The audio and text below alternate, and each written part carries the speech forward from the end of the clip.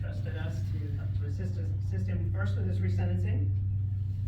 And we did his resentencing in Norfolk. It was the first Miller resentencing. And he had 2 life sentences, and he was resentenced to 25 years, which was quite extraordinary. And it was all because of how well he had done. And he was able to show our judge, Mary Jane Hall, that he was a very different person today than he had been when he was a 17-year-old boy.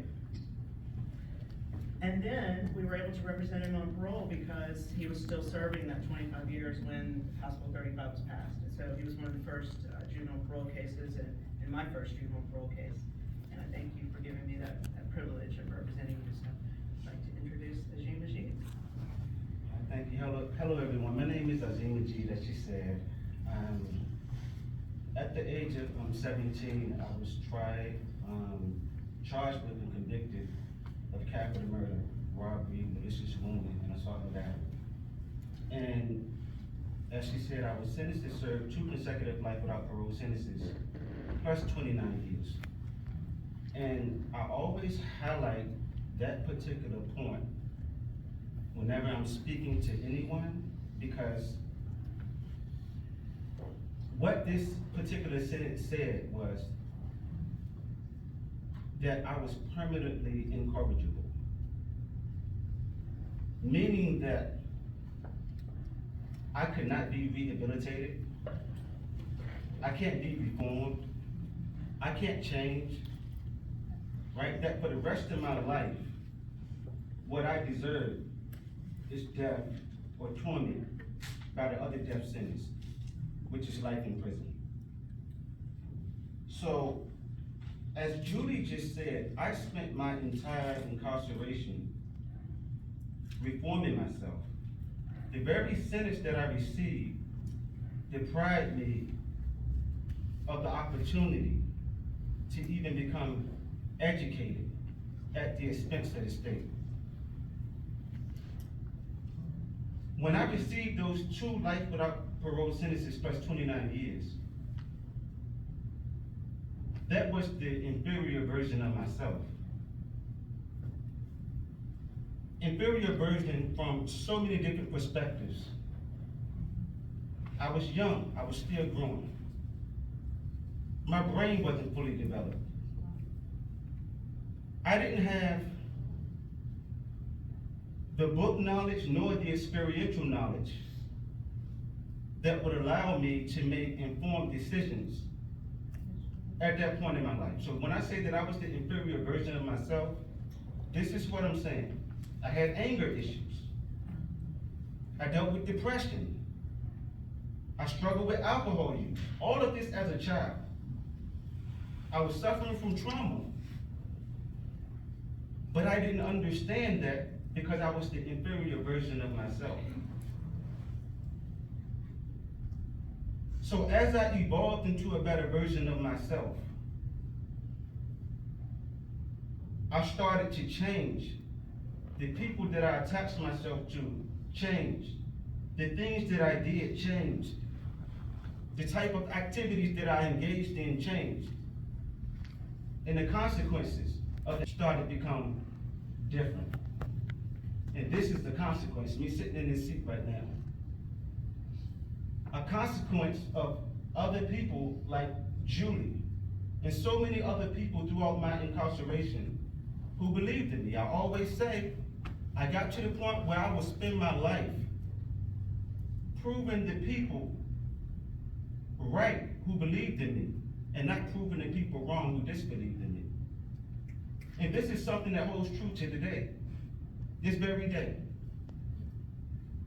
So each and every day that I wake up, I literally put forth the effort to ensure that the person that I am today is the superior version of my inferior self of yesterday. That inferior person that I told you all that I was when I received 2 consecutive life without parole sentences, that type of person that the judge at that particular time said that I will always be. I'm not that person today. And this is why you see this statement written on my head. GOAT. This isn't a statement of arrogance. When I say the greatest of all times, I'm talking about of myself. I'm constantly battling, challenging myself each and every day to make sure that I never go back to being that inferior version of myself. And I win the battle every single day. And when I win, I'm the greatest of all times. Come on, man.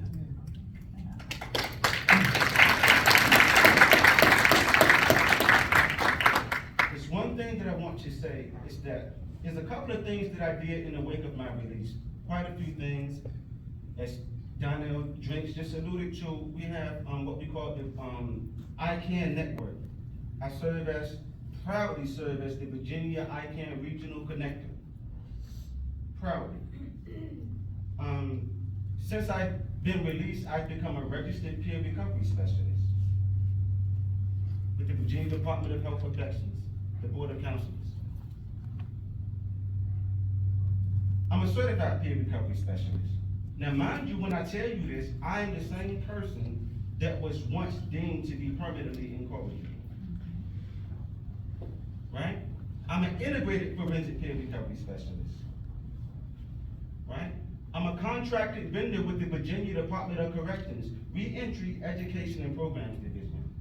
Now, mind you, just like Paul Taylor, while I was incarcerated for approximately 4 years, I taught, facilitated all the state mandated reentry programs. And this is important when we highlight this particular point, because Virginia has been, for at least, I would say, the last 7 years at least, number 1, 2, or 3, leading the nation in the lowest recidivism rate. And we attribute this to the community reentry program, right? Programs that we facilitated. So when we talk about public safety, a lot of these individuals who are going home into society, whether it's through parole or attaining their release date, they're going through us. We are the ones that's teaching them. We are the ones that's educating them. We are the ones that's training them. So it's very important to understand this particular point. So I'm a contracted vendor with the Virginia Department of Corrections. Also, I'm contracted with the Virginia Partnership for Gaming and Health, VCU. I was granted affiliate faculty status with VCU. I'm a Virginia Partnership for Gaming and Health registered peer recovery specialist. I have my own business, Azeem Majeed LLC. Successful business. There's so much more that I could say about what I've done in the wake of my release, but what I'm most proud of is this type of work that I do now. Advocating for the second chances of other juvenile offenders who have been sentenced to these hard sentences when they were youth, for crimes committed in their youth. And I want to make this important point. It is more difficult to do time when you are doing the right thing than it is when you're doing the wrong thing. So when we talk about someone talked earlier, I agree with what they said about on file and humanizing us. That was so beautiful, right? And the reality is this. When we see a juvenile offender who went in at the age of 14, 15, 16, 17 years, and they have an impeccable institutional record, and even, it's like literally impossible to not catch any infractions in the Virginia Department of Corrections. It's almost impossible. And because you catch an infraction doesn't mean that you're a bad person. It can be anything. See, a lot of times we see the infraction on paper, but like, what led to that particular infraction is something that's really trivial, right? You may didn't hear the officer say lock down, you went to the water fountain, and now you got a delay and a hindering or disobeying a direct order. And it's really that simple, and you really didn't hear it. So in so many cases like this, I'm not gonna get into that, but we see it on paper. That's not a type of infraction that should lead to someone spending another year in prison. That is cruel and unusual punishment. So when I say that time is harder for a person who is doing the right thing, listen, I sat in those seats, and I'm emotional about this right now. Listen, I was ready to come home. I think that being in the Compton community prepared me. It gave me tools that I would not have had I not went through the Compton community. I believe that, and I say this publicly, and I'm a contractor vendor for the DOC, that I believe that these educational programs should be available to these juvenile offenders specifically before they're granted parole. It helps them earn the opportunity to prepare, to be released on parole. So it's very unfortunate and harsh to allow any juvenile offender to serve their time and to try to figure it out on their own without any support or benefit, of the educational programs that's available to other individuals who have release dates. Another point, you have an adult offender who have parole. He's allowed to benefit from the educational programs, right? Now, these juvenile offenders were eligible for parole now, but for approximately 20-something years they weren't. So these educational programs weren't available to them. So this is a point that I'm constantly speaking on, in every forum that I'm allowed the opportunity to speak on behalf of juvenile offenders. I want to bring this point to some awareness to this, right? Don't look at the fact that they hadn't been participating in programs for 20 years. They weren't allowed to. So I just, thank you all for this opportunity to share this, and listen, I'm someone who was deemed permanently incorrigible. I'm in positions of trust right now. I'm completely rehabilitated, completely reformed. I'm a law-abiding citizen. I'm a returning citizen. And as you said, returning citizens, we are relevant, right? We are relevant. We are out here on the front lines, right? Just like we were on the front lines while we were incarcerated, helping to make the public more safe by preparing individuals for re-entry so that they won't come out and commit more crimes. Now that we're on the other side, now that we're out here, we're doing the same thing.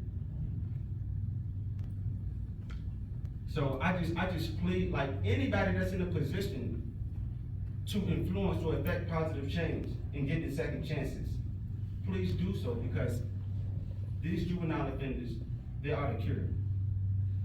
Thank you.